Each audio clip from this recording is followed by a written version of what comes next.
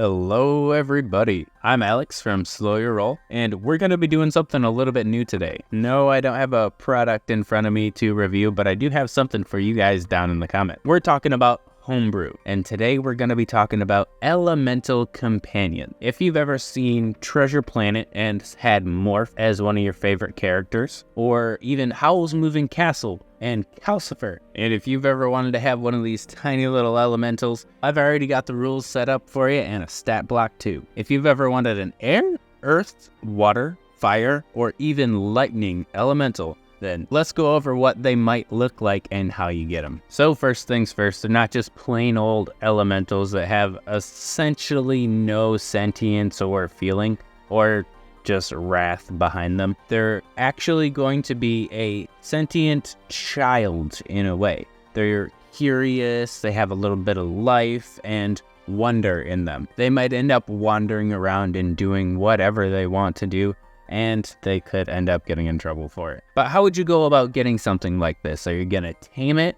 No, there's actually already a vessel we have in D&D, and I believe this would be the easiest way to do it. A tattoo. I like to call them Ink-chantments, something you put on your arm, and it'd be a sigil that binds your soul and the soul of this tiny little elemental together. It's now your summon, more or less like the animal companion for a wizard. But when you summon this little elemental, there's no time limit for him, but you can only summon him once every short rest. But hey, the good news is he cannot be killed. He just loses hit points and you can resummon him. You, however, can be killed, and when you're killed, so are they. Your souls are connected. It's a shame, but he's coming down with you. So who exactly would you get these tattoos from, really? Powerful wizards, obviously, top of the list. People who specialize in rituals or tattoos. You might even get them from a royal court or even a elemental deity. Somebody from a different elemental plane who's able to give this to you, almost like gifting you a servant or one of their children. Within the PDF, I've actually laid out 3 separate people you could put in your D&D games to give your D&D party a few different elemental tattoos. But my favorite is Khalib, the Shadow Inker. He runs the black markets and he's very skilled. He used to be a high-class citizen until he was vanquished into the sewers. But that's how you get your tattoo. Now what do you do with it? You can summon your elemental, yes. And they do have a bunch of little abilities depending on the element that you're gonna be picking. And we'll get to those elements soon. But the one final crux of this is you can summon your elemental and put them right back inside your tattoo. You and your elemental are now one, fused in a way. This is a very short fusion, so think of it more like the fusion dance, not the Potara fusion. You've only got like a minute or two. You do gain temporary hit points, half of whatever the elemental had, which is about 11 temporary hit points and resistance to whatever element that elemental was. It's a pretty decent fusion that you can start all combat out with, and about halfway through, you can pop out with an elemental, or he could take the first hit or two. So we've been talking about all these different things that you can do with these elementals. What are the elementals' capabilities? For the air elemental, you're gonna get something like Glyph, that's what we're calling this tiny guy, can purify the 5-foot square of air that you're currently standing in.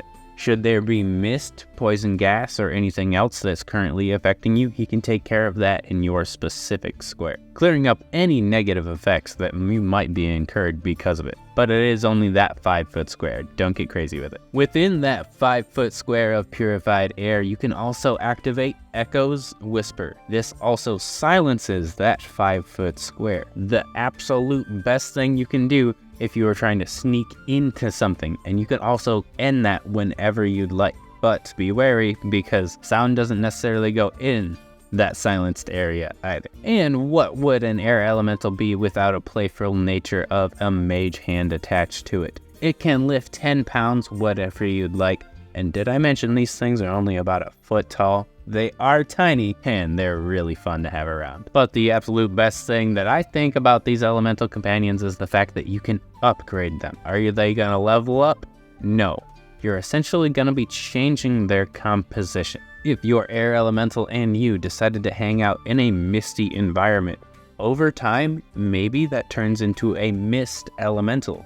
possibly providing an area of 10-foot coverage of smoky mist, being able to blind your target. Or if you really wanted to get crazy with it, what if you used poison gas on your air elemental over and over and over until it's this twisted toxic elemental that leaves a poison cloud wherever it goes. It's a static 5-foot poison cloud, essentially leaving traps. And if none of that really sounds good to you, maybe you can have it hang out with bards that are able to like manipulate vibrations, or if it hears a siren song, it's able to capture conversations up to 100 feet away as if it was right next to you, like manipulating the vibrations in the air. After that, a really fun elemental is going to be our tiny earth elemental. I like to think of him as a baby rock golem, but whenever you look at him, he really plays into the pet rock trope. He just morphs into this tiny little rock that has a little bit of moss on it, and whenever someone looks at him, he won't move. When someone turns away and then looks back, he's in a different location. If you're the owner, he's really nice to you. He's a bit shy for everybody else. He does have a tiny flower that blooms either on his chest or on his back every morning at dawn, and you're able to grab that good berry to nourish you for the entire day. It's only one, and it's only for you, so don't get greedy. Being able to camouflage himself into a tiny, unassuming boulder is not only funny, it's got some great utilities, and he can use that to get advantage on stealth checks in several situations. Not only that, what would an earth elemental be without a natural burrow ability? He has 30 feet burrow speed, but also he can move and manipulate almost telepathically, but we're going to call it geomancy, 1 foot of earth at a time, 10 feet away. So he's got this whole avatar earth bender feel to him as well. Some things that you might be able to upgrade an earth elemental with, though, might be a fossil. Giving it a fossil that you found within the earth could possibly give it advantage on history checks or even religion checks. Plus, I can only imagine the kind of form he would take depending on the fossil you gave him, like giant tusks or perhaps an ammonite shell. I would love to see that on a tiny little earth elemental. You could just give it a quartz crystal, and that gives it a natural vibration sense, tremor sense, if you will, giving it 30 feet tremor sense and a great signal for you guys. And we've only really talked about like the earth part because it does have a flower, and we might be able to use moss spores or any other type of seed to add to it.